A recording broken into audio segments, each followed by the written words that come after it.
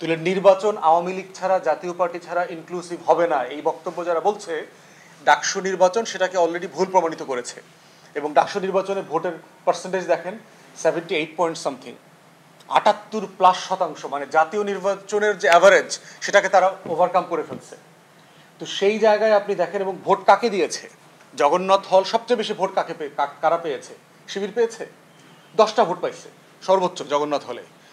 ছাত্রদল সবচেয়ে বেশি ভোট পেয়েছে, 1200+। মেঘমল্লার বসু সে 1500+ ভোট পেয়েছে জিএস পদে। ছাত্রদলের এজিএস সবচেয়ে বেশি ভোট পেয়েছে।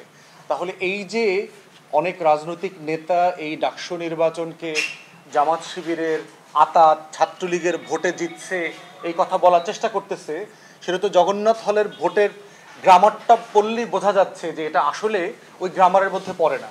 বরং জগন্নাথ হল প্রমাণ করেছে যে আওয়ামী লীগ ছাড়া নির্বাচন সম্ভব। জগন্নাথ হল প্রমাণ করেছে আওয়ামী লীগ জাতীয় পার্টি ছাড়াও ইনক্লুসিভ নির্বাচন হতে পারে।